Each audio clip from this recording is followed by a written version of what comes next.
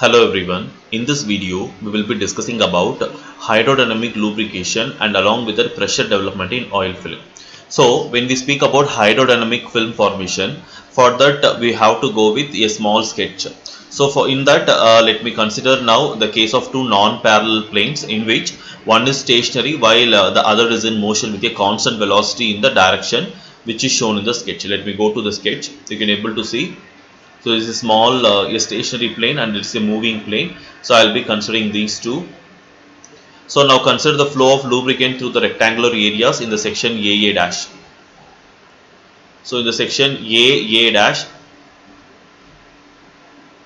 where a flow of lubricant which is flowing through the rectangular areas and BB dash having a width equal to the unit in the direction perpendicular to the paper. You can able to see. So the volume of the lubricant that the surface A dash B dash tends to carry into the space between the surfaces AB and A dash B dash through section AA dash. You can able to see the volume in between AA dash and BB dash, whatever the space is present, that is nothing but the volume of the lubricant moving. And the volume of the lubricant that is surface tends to discharge from the space between section BB dash during the same period of time is BD dash B dash. So because of the distance AA dash is greater than BB dash, the volume AC dash A dash is greater than volume BC dash B dash by the volume AEC dash. You can able to see I am talking about this volume A dash C dash A, and similarly we have B dash D. So comparatively we have B dash C dash A. So assuming that the fluid is incompressible and that there is no flow in the direction perpendicular to the motion. So the actual volume of oil carried into the space must be equal to the discharge from this space. So therefore the excess volume of oil is carried into this space is squeezed out through the section AA dash and BB dash, producing a constant pressure induced flow through these sections. And this is the resultant velocity distribution for different section. We can able to see like a parabolic view and even a rectangle, like a triangular view, and all those things we could able to see here. So the actual velocity distribution in section AA dash and BB dash is the result of the combined flow of lubricant due to viscous drag and due to pressure induced flow. The resultant velocity distributions across these sections was already shown in the sketches. The curve A dash N B dash shows the general character of the pressure distribution in the oil film, and the line LM shows the mean pressure in the oil film. So because of the pressure developed in the oil film, the plane A dash B dash is able to support the vertical load W applied to this plane, preventing metal to metal contact between the surfaces AB and A dash B dash. So this load is equal to the product of projected area of the surface AB and mean pressure in the oil film. So what are the conditions to form hydrodynamic lubrication? So there must be a wedge shaped space between two relative moving plates, and there must be a relative sliding velocity between two plates, and the lubricant must flow from big entrance to small exit in the direction of the moving plate. The lubricant should have sufficient viscosity and the supply of the lubricant is abundant. And formation of the minimum oil film, the journal bearing. So for that, imagine a journal bearing with a downward load on the shaft that is initially at rest and then brought up to operating speed. So at rest or at slow shaft speed, the journal will contact the lower face of the bearing or shown in the sketch, and this condition is known as boundary lubrication, and considerable wear can occur. So as the shaft speed increases, oil dragged around by the shaft penetrates the gap between the shaft and the bearing, so that the shaft begins to float on a film of oil, and this is the transition region and is known as a thin film lubrication. So the journal may occasionally contact the bearing, particularly when shock radial load occurs.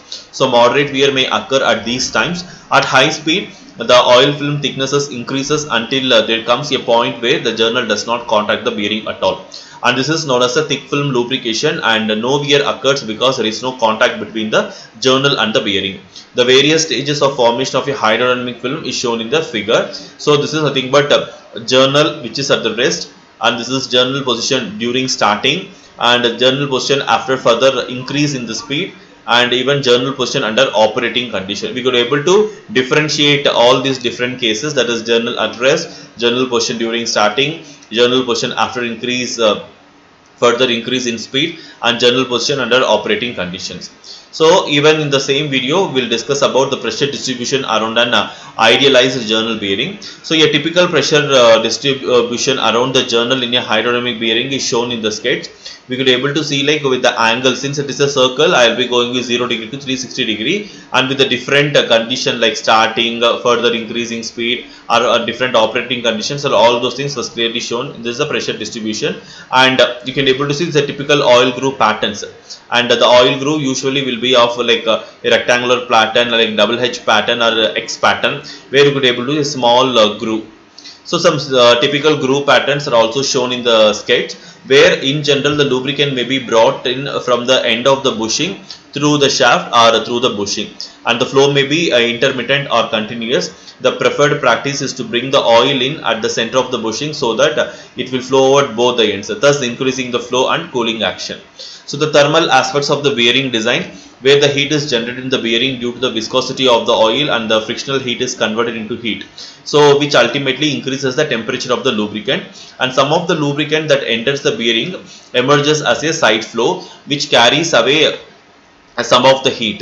So the balance of the lubricant flows through the load bearing zone and carries away the balance of the heat generated. So in determining the viscosity to be used, we shall employ a temperature that is the average of the inlet and the outlet temperature, or else we can call it as a TAV is equal to initial temperature plus outlet temperature by 2. So where Ti plus T is nothing but inlet temperature, and T is the temperature rise of the lubricant from inlet to outlet, and the viscosity used in the analysis must correspond to TAV. So moving to the next one, self-contained bearings. So these bearings are called self-contained bearings because the lubricant sump is within the bearing housing and the lubricant is cooled within the housing. So these bearings are described as pillow block or pedestal bearings. So they find use on fans, blowers, pumps and motors. For example, integral to design consideration for these bearings is dissipating heat from the bearing housings or to the surroundings at the same rate that enthalpy is being generated within the fluid film.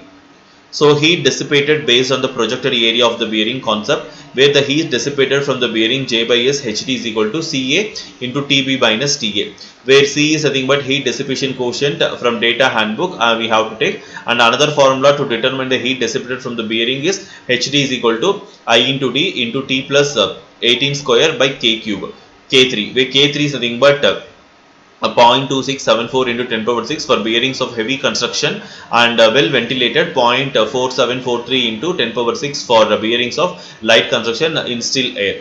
So where T is nothing but TB minus TA, so where TB is nothing but bearing surface temperature and TA is nothing but as usual ambient temperature. And this is the graph for the well ventilated and unventilated curves. So from this graph only we could able to take the values for the different conditions, where y-axis is about the temperature rise and x-axis is about the coefficient. So for the good performance, the following factors should be considered, that is the surface finish of the shaft, and good fine ground finish, and preferably lapped surface hardness of the shaft, and it is recommended the shaft should be made of steel containing at least 0.35 to 0.45% of the carbon, and for heavy duty application shaft should be hardened, and grade of the lubricant in general, the higher the viscosity of the lubricant the longer the life. So however, the higher the viscosity the greater the friction. So high viscosity lubricant should only be used with high loads. In high load applications where bearing life may be extended by cutting a grease groove into the bearing, so grease can be pumped into the groove. So these topics, and this is available in the data handbook, so we need not to memorize the values of the temperature rise, that is TB minus Ta, and even the coefficient. So based on the condition like well ventilated, unventilated, we can go with any one value, and similarly the formula also, like both the formulas is available in the data handbook, like based on our requirement we can go with that one, and we will continue the remaining topics in the next videos. Thank you.